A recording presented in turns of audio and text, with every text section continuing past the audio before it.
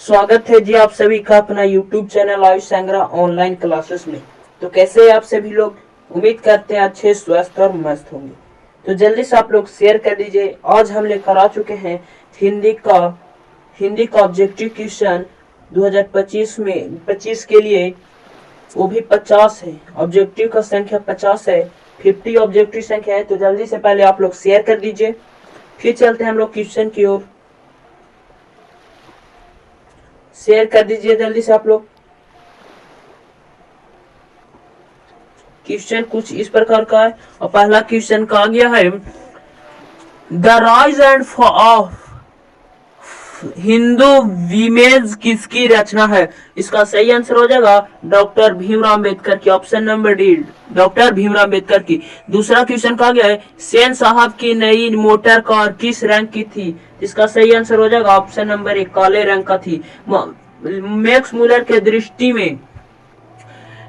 दृष्टि में सर्वाधिक संपदा और प्राकृतिक सौंदर्य से संपूर्ण देश कौन सा है? इसका सही आंसर हो जाएगा भारत। कौन सा? Option number B, Bharat. अगला क्वेश्चन कहा गया है, वह पशुत्व का द्योत्व और अपने स्वयं रखने दूर को शीर्षक किस पाठ में कहा गया है? इसका सही आंसर हो जाएगा नाखून क्यों बढ़ते हैं। जहां पे आता है नाखून वहां पे हम लोग मार देंगे नाखून क्यों बढ़ते हैं। सही आंसर हो जाएगा नाखून क्यों बढ़ते हैं। पशुत्व अज्ञात तो नाखून के जैसा होता है। नाखून रखना किसके स्वभाव का है? नाखून रखना ज्यादा बड़ा बड़ा किसका स्वभाव है? पशु का स्वभाव है। आगे कहा गया, मैंडलीफ किसकी रचना है? मैंडलीफ किसकी रचना है? इसका सही आंसर हो जाएगा गुणाकर मूल्य। किसकी?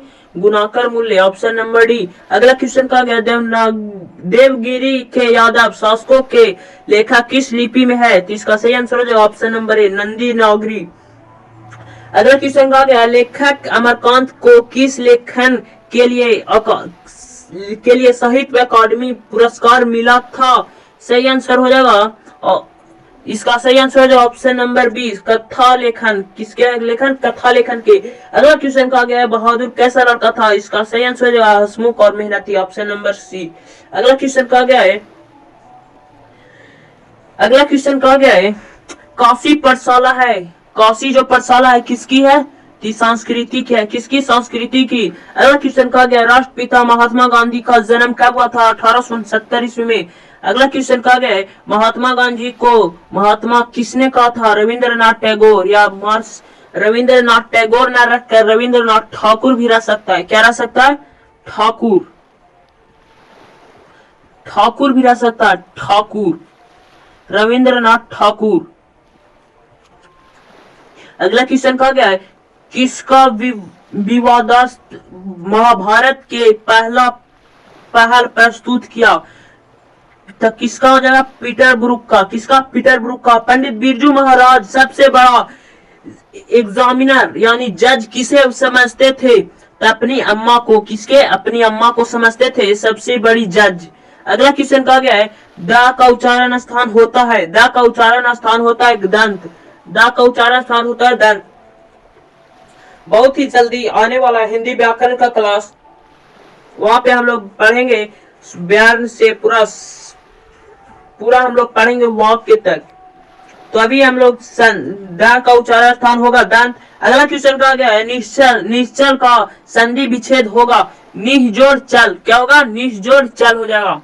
सही आंसर हो जाएगा निःजोड़ चल, ऑप्शन नंबर डी। अगला क्वेश्चन कहा गया है, निम्न में कौन शुद्ध शब्द है? इसका सही आंसर हो जाएगा वाहनी। क्या हो जाएगा? वाहनी। मई शब्द कौन सा संज्ञा है? मई, जनवरी फरवरी, मई शब्द जो है वो जनवरी फरवरी में कौन सा संज्ञा होता है? तो इसका सही आंसर हो जाएगा व्यक्तिवाचक संज्ञा। अपराध का कौन सा लिंग है? अपराध जो है कौन सा लिंग है? इसका सही आंसर हो जाएगा पुल्लिंग। अगर स्त्रीलिंग बोलता तो हो जाएगा अपराधी। अगला क्वेश्चन कहा गया है, कर्पूर शब्द है, सेंस हो जाएगा ऑप्शन नंबर सी, तत्सम। श्याम शब्द का स्त्रीलिंग हो जाएगा श्यामा। क्या हो जाएगा? Shyam, option number D. अगला क्वेश्चन कहा गया, डाल पर चिड़िया गाती है, डाल पर चिड़िया गाती है, इसका सही आंसर हो जाएगा ऑप्शन क्या हो जाएगा, जल्दी से कमेंट बॉक्स में बताइए, जल्दी से बताइए। कर्ता ने कर्म को कारण से संप्रदान, को के लिया पदान से संबंध, काके की, जल्दी से बताइए। सब अधिकरण में पर, क्या कहा गया, में पर आ गया तो अधिकरण हो जाएगा, अधिकरण में पर। अगला क्वेश्चन कहा गया है, यह कलम किसकी है, किस विशेषण का उदाहरण है। अगर आ गया किसकी, कौन, क्या आ जाएगा तो हो जाएगा सर्वनामिक विशेषण, क्या हो जाएगा, सर्वनामिक विशेषण। अगला क्वेश्चन कहा गया है, मैंने खाना खा लिया, कब खा लिया, मैंने खाना खा लिया, ये हो जाएगा वर्तमान काल। वर्तमान काल भी 3 होते हैं, तो उसी में आता है वर्तमान काल में, वर्तमान काल के भी भेद होते हैं 3, और कौन कौन होते हैं आगे जानेंगे जब हम लेकर आएंगे व्याकरण की क्लास। तो चलिए इतना ही, आगे चलते हैं। अगला क्वेश्चन कहा गया है, पुष्प शब्द है, पुष्प माने होता है फूल, और फूल का पर्यायवाची शब्द होता है, इसीलिए हो जाएगा तत्सम। अगला क्वेश्चन कहा गया, ऐसे शब्द जो यौगिक होते हैं, होते हैं पर अर्थ विचार से समान अर्थ छोड़ देता है, अगर छोड़ देता है तो हो जाएगा योगरूढ़, क्या हो जाएगा, योगरूढ़। यौगिक है लेकिन उसका अर्थ छोड़ देता है तो हमारा हो जाएगा योगरूढ़। अगला क्वेश्चन कहा गया है, पराजय शब्द का उपसर्ग हो जाएगा परा, क्या हो जाएगा, पराजय, परा, शुरू वाला अक्षर होता है, शब्द का शुरू जो निकलता है उसी को हम लोग बोलते हैं उपसर्ग, क्या बोलते हैं हम लोग, उपसर्ग, उपसर्ग बोलते हैं। पराजय, अगर ये 4 अक्षर हो गया तो इसको में हमें निकलने को मोर एक रहा है परा, एक मिल रहा है हमें परा, और जय का भी अर्थ होता है और परा का भी अर्थ होता है। अगर दोनों का अर्थ हो रहा है तो यहाँ से टूट जाएगा और इधर से यहाँ टूट जाएगा। अगर प्रत्यय पूछता तो हमारा जय हो जाता, और उपसर्ग पूछा तो हमारा परा हो जाएगा। तो चलिए अगला क्वेश्चन कहा गया, त्यागी शब्द का प्रत्यय है, इसका सही आंसर हो जाएगा ई, क्या है, ई शब्द है। त्यागी, त्यागी किस शब्द का प्रत्यय है, तो हमारा ई शब्द का है।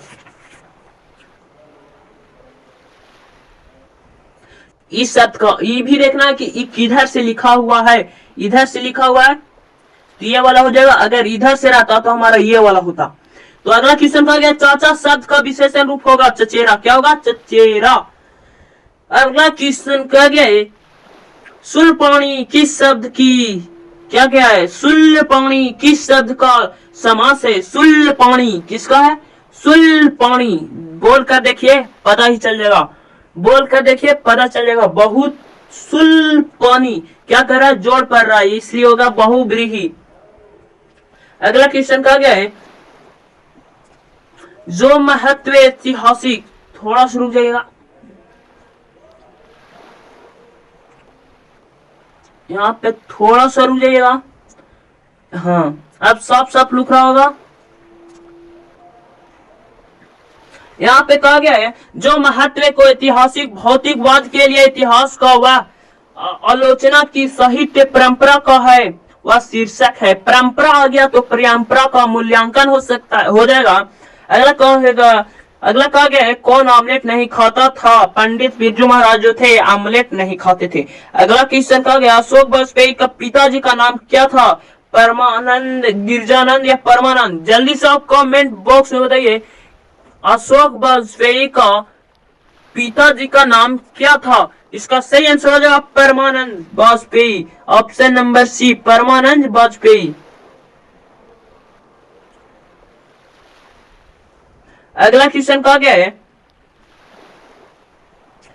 इस क्या लिखा गया है,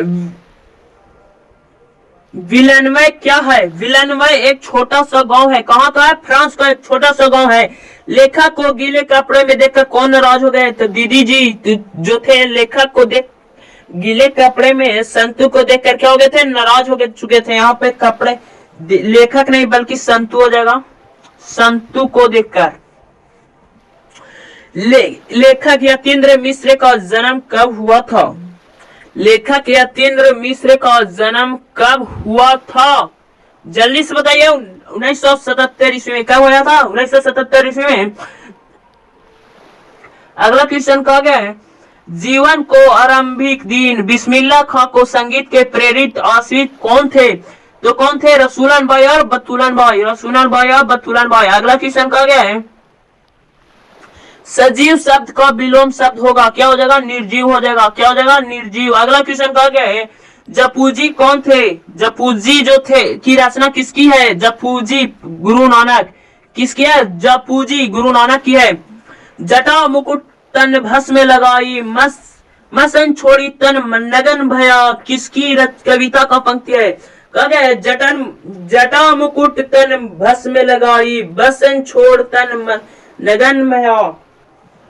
इसका अर्थ हो जाएगा, वैसा आदमी जो जटा रखे हुए हैं, भस्म में लगाए हुए हैं और प्रभु का नाम नहीं लेते हैं, वो व्यर्थ है। इस दुनिया में क्या है? व्यर्थ है।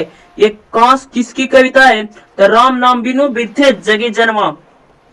अगला क्वेश्चन कहा गया है, रसखान रचित प्रेम वाटिका किस प्रकार का रचना है? रचना है प्रेम और निरूपण की। किसकी है? प्रेम और निरूपण की।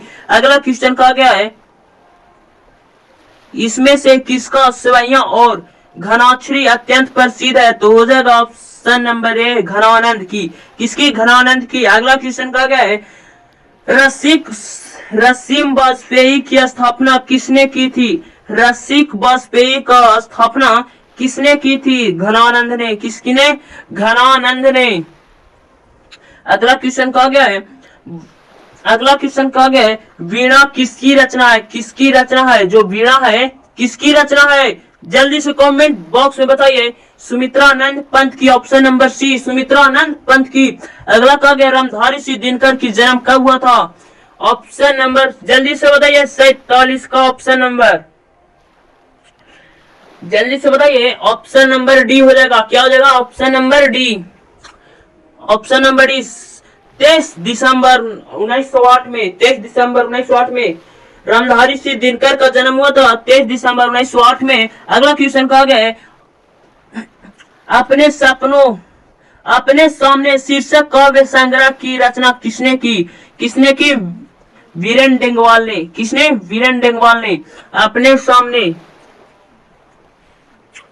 अपने सामने की शीर्षक की काव्य संग्रह किसने की? सॉरी, यहाँ पे हो जाएगा कुंवर नारायण की। किसकी है? कुंवर नारायण की। सही आंसर हो जाएगा ऑप्शन नंबर ए, कुंवर नारायण की। अगला क्वेश्चन कहा गया, बुढ़ा चौकीदार कहाँ मिलता था? जो एक बुढ़ा चौकीदार कौन है? एक वृक्ष है, वो कहाँ था? तो घर के दरवाजे पर, घर का दरवाजे पर। अगला क्वेश्चन कहा गया है, तुर्की के महाकवि हिकमत के कविताओं का अनुवादन वीरेन डेंगवाल किस रूप में किए हैं? किस रूप में किए हैं वीरेन डेंगवाल अपनी कविताओं को? तो पहल पुस्तिका के रूप में। किसके रूप में? पहल पुस्तिका के रूप में किए हैं वीरेन डेंगवाल ने। तो हमारा क्वेश्चन समाप्त हुआ। बताइए आप लोगों का यह क्वेश्चन कितना सही हुआ, और बताइए आप लोगों का, और कमेंट बॉक्स में आप लोग जरूर बताइएगा कि आप लोगों का यह क्लास कैसा लगा। इसी प्रकार के वीडियो देखने के लिए जुड़े रहे आयुष संग्रह ऑनलाइन क्लासेस से। इसी प्रकार के वीडियो देखने के लिए मिलेंगे इसी प्रकार के वीडियो में, नई वीडियो में। तब तक के लिए जय हिंद, जय भारत, वंदे मातरम।